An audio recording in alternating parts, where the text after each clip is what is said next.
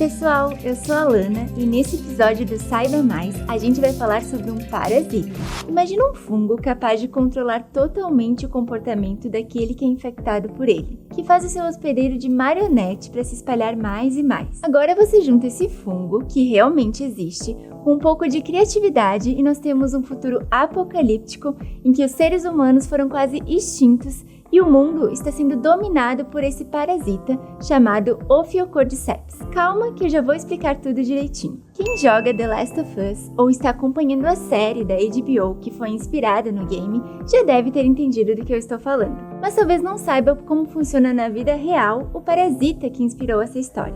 Bom, na obra, que se passa em 2033, os seres humanos foram quase todos dizimados por causa de uma pandemia. Não é de um vírus, não é de uma bactéria, é de um fungo. Ele é capaz de controlar as pessoas infectadas. Elas perdem a sua capacidade mental, se tornam irracionais e têm como único objetivo fazer com que o fungo se espalhe, mordendo umas às outras até formar verdadeiros exércitos zumbis comandados por esse parasita. Pensando nessa história, a informação de que esse fungo realmente existe pode parecer um pouco assustadora. Mas calma, existem muitas diferenças entre o Ophiocordyceps da vida real e o da ficção. E é sobre isso que a gente vai falar nesse vídeo. Os cordyceps são uma categoria bem ampla de fungos, com centenas de espécies que se dividem em 3 famílias e uma delas é a Ophiocordycipitaceae. Um dos tipos é o Ophiocordyceps unilateralis. Ele tem como uma das principais características o fato de só infectar insetos. O tipo que a gente conhece mais são aqueles que atingem as formigas.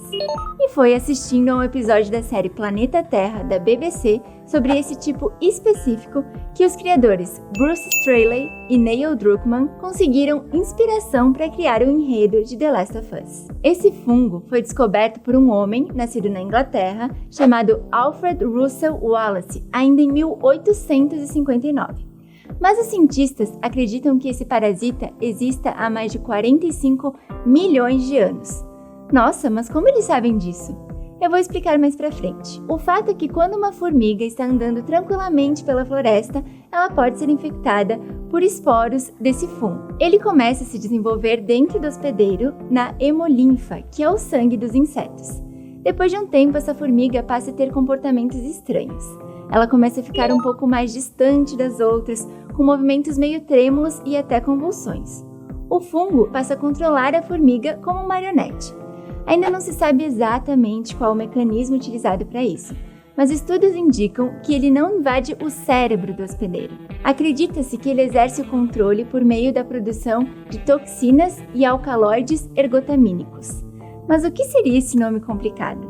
É uma substância parecida com um neurotransmissor, ou seja, consegue interferir no sistema nervoso central, na mente e nos movimentos do inseto. Depois de ser dominada pelo fungo, a formiga procura um lugar em meio às plantas, que tem características ideais para o desenvolvimento do fungo. Ela escala uma planta que seja considerada nutritiva e quando chega a uns 25 centímetros de altura em relação ao solo, ela morde uma folha ou galho e se fixa com uma grande força na mandíbula. Como o fungo está controlando os músculos, ela não consegue mais sair dali e acaba morrendo. Semanas depois, o fungo rompe o exoesqueleto da formiga e começa a crescer entre a cabeça e o corpo do inseto. Os esporos que estão ali são espalhados pelo ambiente por meio do vento e assim contaminam outras formigas, reiniciando o ciclo. Quando a formiga se fixa com a mandíbula, ela deixa marcas muito específicas na folha. Na Alemanha, foi encontrado o fóssil de uma folha que tinha exatamente essas marcas. E lembra quando eu falei sobre os cientistas acreditarem que esse fungo existe há muito tempo? Então, isso é porque foi constatado que esse fóssil da folha marcada tinha cerca de 48 milhões de anos. Muitas vezes, essa formiga infectada se fixa justamente em cima de um formigueiro.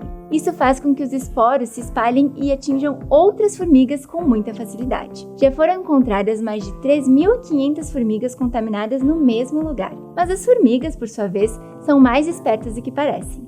Muitas vezes, elas conseguem detectar esse comportamento estranho e incerto da formiga hospedeira do Ophiocordyceps. Então, o que elas fazem? Carregam essa formiga para longe das outras. Assim fica mais difícil de elas fixarem uma planta próxima.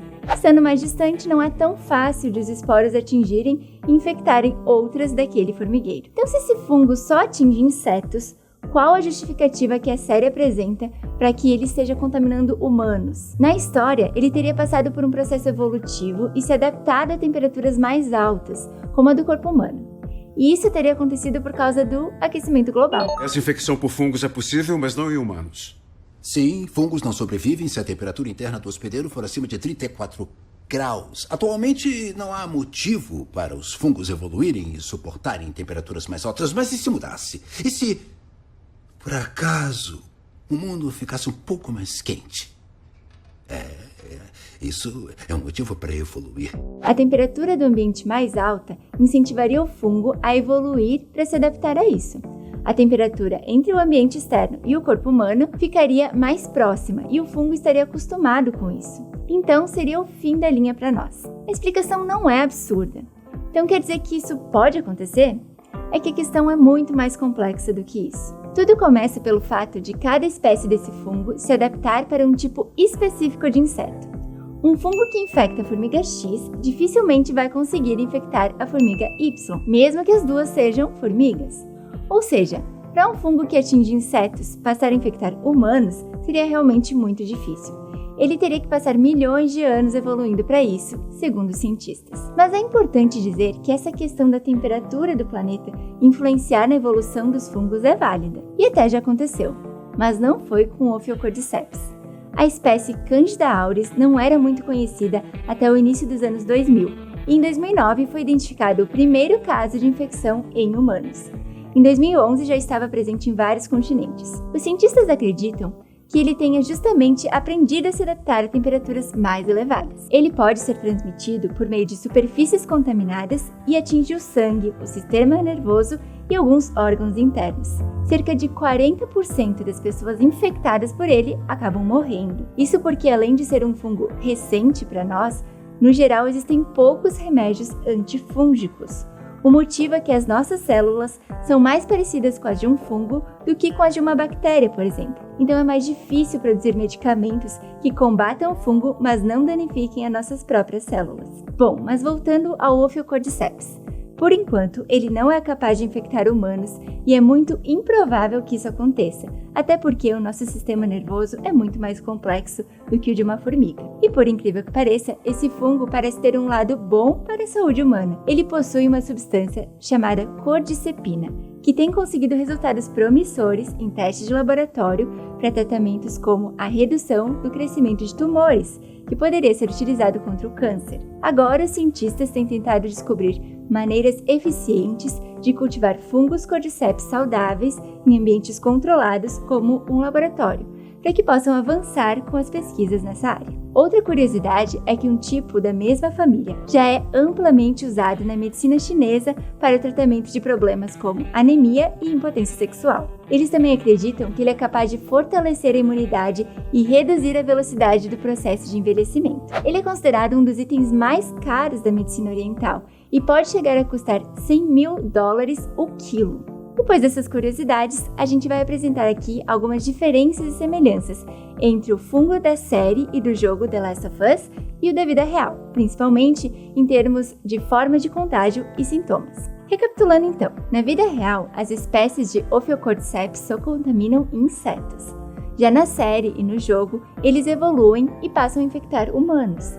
Enquanto na realidade a transmissão é feita por meio de esporos espalhados pelo ar, na série é por meio de mordidas que o fungo se espalha. Já no jogo são as duas formas, tanto esporos quanto mordidas. Agora sobre os tempos de cada processo e os sintomas. Na vida real, pouco tempo depois da infecção, a formiga começa a apresentar um comportamento diferente. Em 2 dias, ela procura uma planta em localização ideal para o desenvolvimento do fungo, ou seja, alta umidade e temperatura entre 20 e 30 graus. Então ela fixa sua mandíbula na planta e morre poucas horas depois. Já na série e no jogo, após ser mordida, em até 2 dias, a pessoa perde a função cerebral. Em 2 semanas, fica com a visão comprometida e com o rosto desfigurado. E dentro de 1 ano, fica cega e passa a se guiar por ecolocalização. Essa característica foi inspirada em animais como os morcegos. É a ideia de emitir um som e, a partir da percepção das ondas sonoras que voltam, conseguir detectar onde estão as outras pessoas ou animais. Tanto no jogo quanto na série e na vida real, o fungo continua a crescer mesmo após a morte do hospedeiro. Na formiga, isso acontece em pouco tempo. Já na série, a maioria das pessoas infectadas continua viva por um bom tempo, apesar de se tornar uma espécie de zumbi. Mas é possível perceber que, mesmo na ficção, o fungo não morre com a morte da pessoa. Uma das cenas mostra o primeiro caso detectado. Policiais atiram em uma mulher que se tornou agressiva e começou a morder os colegas. Quando uma cientista especializada vai observar o corpo da mulher morta, ela abre a boca da vítima, o fungo sai dela e começa a se mexer. Enfim, apesar dos inúmeros fatores criados para o jogo e para a série, com o objetivo de tornar tudo mais emocionante e apocalíptico, o fato de a ideia inicial ter surgido por causa de um fungo que realmente existe não deixa de ser muito interessante. Bom, pessoal, esse foi o Saiba Mais de hoje. Lembrem de se inscrever aqui no nosso canal e seguir o @uxplay no Instagram para acompanhar todas as novidades. Até mais!